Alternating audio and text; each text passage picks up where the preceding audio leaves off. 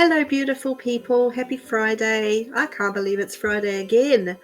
The week just gallops by, and I'm looking at the calendar. We're already halfway through March, and I have no idea where the time has gone since last podcast. And I'm sometimes feeling like I'm running to catch up. And I guess you can identify with that. Well, today I want to talk about the notion of feeling safe around someone you have a relationship with.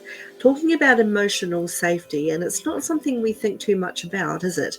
But it is really, really important, and I want to explain why today. I'm not just talking about physical safety, where you can confidently spend time with people you know or assume aren't going to knife you or literally push you under a bus. I'm talking about the safety you feel with people who won't do that emotionally either, as a metaphor, like stab you in the back or throw you under a bus to take a fall for something. All behavioural scientists know that feeling safe is the fundamental cornerstone of confident functioning for every living creature on Earth. The survival instinct is the primary driver for everything that breathes. Safe. It's how we as humans need to feel in order to be our true, authentic selves. And it's not something we really think about much, is it? But being ourselves and having people in our orbit who accept us as ourselves and like or love us for it, or in spite of it, is what makes us sure of our place within our relationships and indeed within the world. And let's be clear about what I mean when I say relationships. This is not just about spouses or lovers. The Oxford Dictionary's definition of a relationship is, quote, the way in which two or more people or things are connected or the state of being connected, unquote. So it's about every connection you have, whether it's a familial one, say with your mum, your dad, your siblings or your kids. It's about the friendships that you have. It's about the co-workers you spend time with, your clients or customers, your business coach, your therapist, and even your next door neighbours. We are all in relationships with everyone we have more than a sporadic or random contact with, all of the people we react with in our orbit. Some of those relationships are loose, others are a bit tighter, and others are even closer still. Some are transient, others are more enduring. But they're all relationships of one kind or another, and as diverse as they may be, the one common thread that runs through them all is the notion of whether or not you feel safe within them. It's less of a question about whether or not you actually like or dislike someone. You might decide you feel one way or the other about that, but if you examine it closely enough, the way you feel about every single person in your orbit relates directly to how safe you feel with them. If you don't have that feeling of trust that they're who they say they are, or they mean what they say, or that they treat people with integrity, or that they can keep a confidence, or any other of myriad things you could test them about, it's going to be hard to feel safe around them, isn't it? Psychologists like me are usually a lot less interested in behaviour and responses than we are in what drives them. And in almost every case I've ever worked on, I've found that the most people respond in negative ways to a person who makes them feel unsafe. I am in fact my own case in point over this, and I'll give you an example. A few years back, I had a very close friend who I thought the world of. I absolutely adored her. We'd been friends for a long time. She even called me her soul sister. We saw one another through some pretty rocky times across the span of that friendship. We went through some stuff, different times, and we were always there for each other, and I thought we were as solid as a rock. Then one day, a major hoo-ha erupted after a bust-up at a wedding where I had offered what I thought was a helpful and constructive comment to someone who was moaning about her biggest issue, but she took what I said the wrong way. She chose to be offended instead, and she ended up sitting around with other people I didn't really know, all gnashing their teeth about this incident and blowing it out of all proportion, hurling negative energy at me by tearing me to bits when I wasn't around to defend myself. Such was their outrage, they influenced my other friend, whose wedding it was, to ostracize me too. I felt terrible that my attempt at helping someone had backfired so badly. It was a stupid thing, a bumbling attempt to help someone I didn't actually know well enough to do that with. I should have known better, But there you go. I learned my lesson on that. Even in times where I know I could be helpful, I won't be anymore. It's just not worth the aggro. Anyway, I understood that the woman in question had made a conscious, active choice to be upset, but the bride had also known me for years, and she knew as well as anyone did that the last thing I would ever want to do was hurt somebody. I thought she knew me well enough for that, but she just cut me off too. She didn't even ask me what had happened. My side of the story clearly wasn't worth hearing. I felt that I'd been really unfairly judged, and I still think I was, to be honest, but I've long since let that go. But I shared my feelings about it with my so-called soul sister because I was really upset and I needed some outside perspective. She hadn't been at this wedding, and she was supportive of me, and she did understand what I tried to do. She appreciated that I hadn't consciously tried to upset the woman at the wedding. It's just not in my nature to do that, and she knew that, and she reminded me of it. I made a stupid mistake, and she knew that, and she helped me to put it all into context. At the time, I was just so grateful for her wisdom and support in helping me to put the whole debacle to bed. But then, later, I found out that she'd sent a heart emoji through social media to the person I'd unwittingly offended. They didn't even know each other, but my so-called soul sister reached out to this person after searching online for her profile and sent her a heart emoji. She didn't mention to me that she'd done that. I just saw it there, and I was gobsmacked at that. When I asked her about it, she was caught a bit off guard, and she said that she thought it was a nice thing to do. I felt that it was a strange thing to do, and I told her that. I also found out that she'd been talking to the bride about the entire drama. The bride I'd crossed the country for, been the taken-for-granted unpaid master of ceremonies for, and heads-on wedding planner for, who was no longer speaking to me because of what her friends had said. Proper playground stuff. It was a shit show and a half. And when I asked my friend why she was wading in on something she hadn't even been around for, she told me she was trying to smooth things over for me. But I hadn't asked her to do that, and I didn't want her or anyone else fighting my battles, certainly over something that was clearly a lost cause. And she knew me well enough to know that about me too. So I ended up wondering what was really behind her behaviour, because it gave me really mixed messages about where her loyalties were. And here's the driver. Try as I did with all my heart and soul, I just couldn't feel the same way about her after that. The dynamics of our friendship changed in an instant. I no longer trusted her, so I no longer felt I could share anything with her. I felt unsafe. Something deeply meaningful to me was lost in all of that nonsense, and I knew I wouldn't get it back.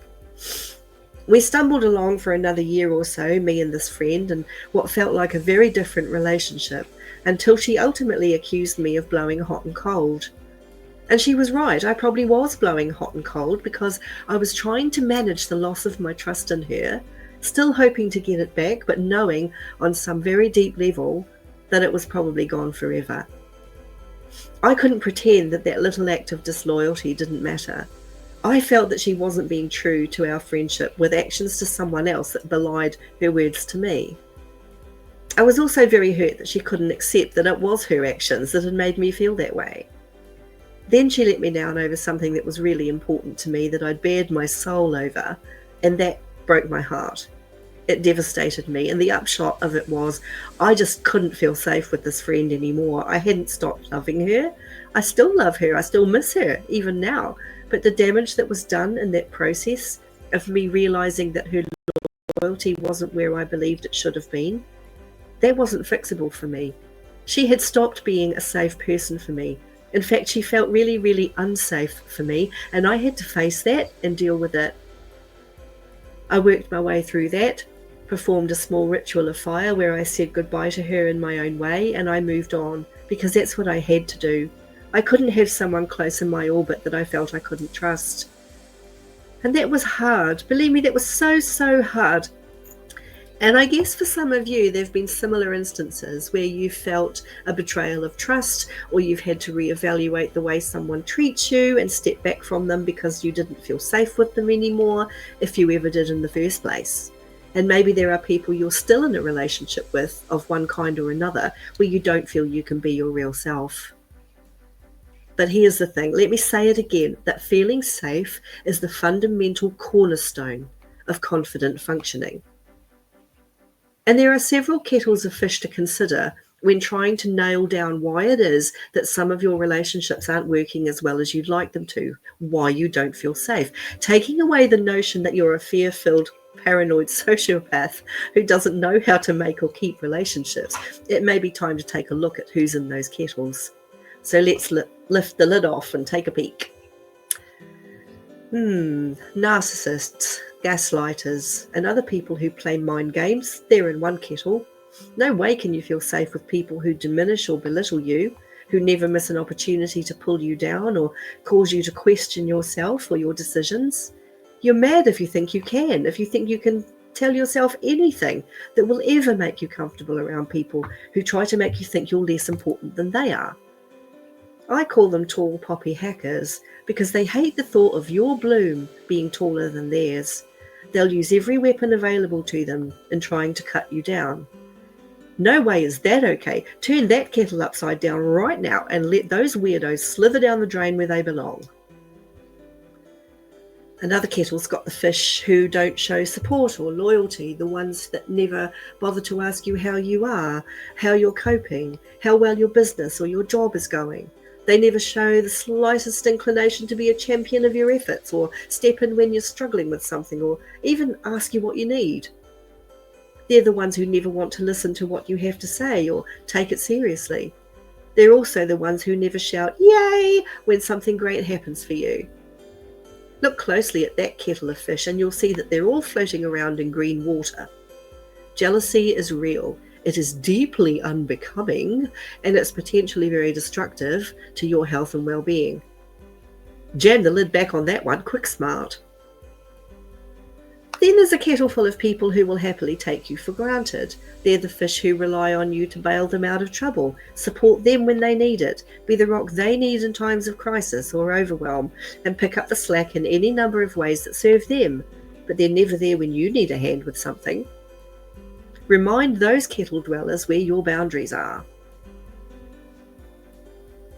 Oh look, and there's a kettle full of gossips who never miss a chance to talk about people, and usually in not very nice ways. They're the ones who either don't understand or care that someone might be going through something, or that they should mind their own bloody business about whatever's going on with someone else. They haven't got a nice word for anyone, and they're critical of you too. They don't feel the need to keep their unwanted opinions to themselves, and that includes gossiping to others about you. You can bet your fur that if they're bitching about someone to you, they'll be bitching to them about you. Boil the fish in that kettle, baby. So let's do a bit of a recap. How the hell can you feel safe with anyone who does any of those things? You just can't. And let me tell you, while you have people like that in your frame of reference, they are, in one form or another, sabotaging your well-being and your confidence. And by allowing them to stay there, you're complicit in your own lack of comfort around them. You're your own worst enemy in that regard. We all are. We're all doing it. We all have people that we allow in our orbit who shouldn't be there for various reasons. And I know that it's not always easy to get rid of them, is it? Sometimes it's really hard to rid yourself of people who make you feel less than how you deserve to feel about yourself and your choices and your direction in life. Sometimes it's family or partners who are the worst culprits of all, and it's nigh on impossible to turn your back on them, not without a lot of reflection and appreciation of consequences first. Ditto work colleagues who you might not have much choice about having to work with. Sometimes all you can do is adjust your own attitude to them and find ways to get those relationships onto a footing where you can manage them in ways that work for you. It's really, really important too to know when you can adjust the sails and when it's better to just jump off the boat. My latest novel in the Teapot Cottage series is about to be published. It's called The Choice Between Safe and Brave, and it's essentially the story of two young people, Chris and Teresa, whose lives have been torn apart by different loss and who have to try and rebuild. Each has to make a choice that will take them down one route or another in life, and they have to question what they really want their lives to look and feel like now. When they meet, both are immeasurably hurt, but they find themselves safe with one another. And the confidence they both develop within that safety enables them to make the choices that really are right for them. Will they each have a safe life or a brave one? Well, you'll have to read the book to find out, and if you do, you'll also meet the matriarchs who use their wisdom to try and help steer Chris and Teresa in the right directions. One of those matriarchs takes a big chance to be brave too, and she's terrified and excited all at the same time. I didn't see that coming at all for her. She just popped into the story and demanded to be given a slightly bigger part in the drama than she's had in previous novels in the series. It does happen a lot, actually. In fact, Teresa herself did that to me. I started writing about Chris and his journey, and then she wandered in and said, "Hey, excuse me, but I want to be part of this too, if you don't mind." Well, of course, I didn't mind at all. I started writing her in, and where she took me was a true revelation. I was laughing and crying at her all the way through the book. And that's the weird thing about characters. They do have minds of their own. Once I've created someone, it's never a simple matter of point and steer. I might have every plan in my head in the world for where I want them to go within the story, but they'll just sometimes say, "No, Annie, I don't think so. I want to go over there and do that instead." And they'll go where they please and evolve the way they want to, and I've found that letting them do that always makes the story richer. It's a lot of fun, really, and where Teresa ends up in this book confounded even me as the author, but it led me down a track of research that fascinated me, and I've learned so much from that. I also made a couple of new friends in the process, and what could be better than that? The overall theme of the choice between safe and brave is that there's always a choice between living a safe life or a brave one. And every option comes with pros and cons, and sometimes making the right choice means you have to have the courage of your convictions. Teresa has to deal with a lot of prejudice and backlash over her choices, and from surprising places, but she has the strength to withstand it all and follow her dreams anyway. She found the strength to do that because she had people around her who made her feel safe to make those choices. Chris also makes life-changing choices within a cocoon of finally feeling safe enough to do it, and Miranda, our gorgeous middle-aged matriarch, does the same. Being brave in life is a lot easier to do when you have people in your orbit who you feel safe with while you do it. And all three of our main characters found that, but it's true of us all in life, and I'm going to say it again, being brave in life, it's easier to do it when you have people in your life who you feel safe with while you do it. You can't or shouldn't share your dreams and plans with people you don't feel safe with. If your gut feeling or your past experiences are telling you not to trust someone, it's okay to feel that. Our intuition is real and it's there for a reason. It's about attempting to help us keep ourselves safe. Remember too that it's possible to like or even love someone, but stop short of sharing anything meaningful with them. There are degrees and shades of safety, and it's good to know that too, right? We all have people in our lives that we're not sure of. It's as simple as that. Whether or not we can get clear of them depends on many contributing variables. If we can't unload those people from our lives for whatever reason, we have to work out how to avoid being vulnerable around them or allowing them to sabotage us. An effective counterbalance to having people we can't easily get rid of or step back from is having a good group of people who we do feel safe with. Spending less time with the risky people and more time with the safe ones also enables us to feel stronger in the face of the negativity we get from the idiots. So it's a win-win situation, isn't it? So in making plans or simply continuing to live the life you want to live, ask yourself this: who in your orbit makes you feel less than? Who makes you feel like you have to keep your cards close to your chest? Who leaves you wondering where you really stand with them? And who is in your corner and who will support you all the way, no matter what you choose to do or not in this life? Clarity is everything. As the world becomes more and more stressful to live in, we all have to simplify whatever we can in life. We are all feeling more and more compelled now to pare back, strip down, simplify, and circumvent a lot of the stress that we've been subjected to in order to avoid being overwhelmed by it. Knowing who our safe people are gives us the confidence to take action in other areas of our lives that need adjustment too. And knowing who we don't feel safe around shows us where not to put our energy in doing all of that. As I said before, it's less about like or dislike than the notion of feeling safe.